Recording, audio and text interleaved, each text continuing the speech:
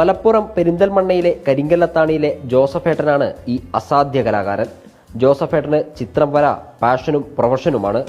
നഖമുപയോഗിച്ചുള്ള ഈ പരിപാടി സാധാരണ ബ്രഷ് കൊണ്ട് ചെയ്യുന്നതിനേക്കാൾ പാടാണ്. ചെറുപ്പം മുതലേ വരയ്ക്കാറുണ്ട്.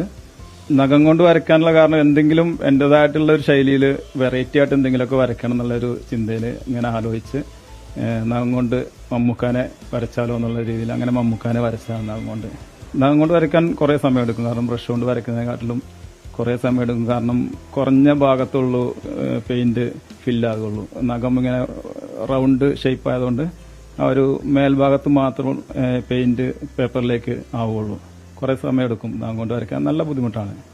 ബസ് ടിക്കറ്റിൽ വരച്ച ബസിന്റെ ചിത്രം, വാഴയിലയിൽ വരച്ച ഓണസദ്യ എന്നിവയൊക്കെ ജോസഫേട്ടന്റെ മറ്റ് വെറൈറ്റി ഐറ്റംസ് ആണ്.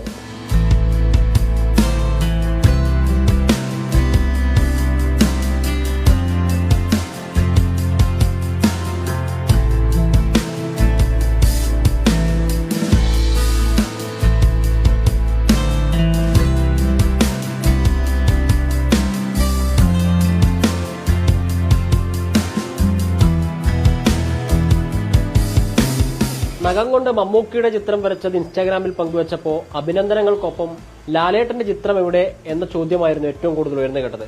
ലാലേട്ടൻ ഫാൻസ് ഒട്ടും വിഷമിക്കണ്ട, ലാലേട്ടന്റെ ചിത്രം ലോഡിംഗ് ആണ് അല്ലേ? അതെ, ലാലേട്ടനെ ഞാൻ വരച്ചുകൊണ്ടിരിക്കുകയാണ്. അത് ലാലേട്ടന് നേരിട്ട് കൊടുക്കണം എന്നുള്ളതാണ് എന്റെ ഏറ്റവും വലിയൊരു ആഗ്രഹം.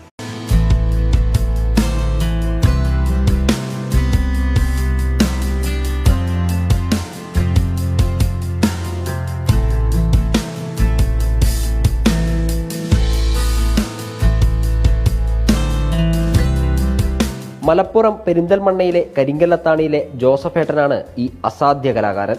ജോസഫേട്ടന് ചിത്രം വര പാഷനും പ്രൊഫഷനുമാണ്. നഖമുപയോഗിച്ചുള്ള ഈ പരിപാടി സാധാരണ ബ്രഷ് കൊണ്ട് ചെയ്യുന്നതിനേക്കാൾ പാടാണ്. ചെറുപ്പം മുതലേ വരയ്ക്കാറുണ്ട്.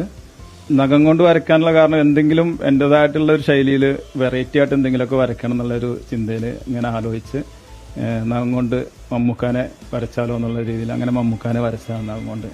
നഖം കൊണ്ട് വരയ്ക്കാൻ കുറേ സമയമെടുക്കും. കാരണം ബ്രഷ് കൊണ്ട് വരയ്ക്കുന്നതിനെക്കാട്ടിലും കുറേ സമയമെടുക്കും. കാരണം കുറഞ്ഞ ഭാഗത്തുള്ളൂ പെയിന്റ് ഫില്ലാകുള്ളൂ. നഖം ഇങ്ങനെ റൗണ്ട് ഷേപ്പ് ആയതുകൊണ്ട് ആ ഒരു മേൽഭാഗത്ത് മാത്രം പെയിന്റ് പേപ്പറിലേക്ക് ആവുകയുള്ളൂ. കുറേ സമയമെടുക്കും നഖം കൊണ്ട് വരയ്ക്കാൻ. നല്ല ബുദ്ധിമുട്ടാണ്.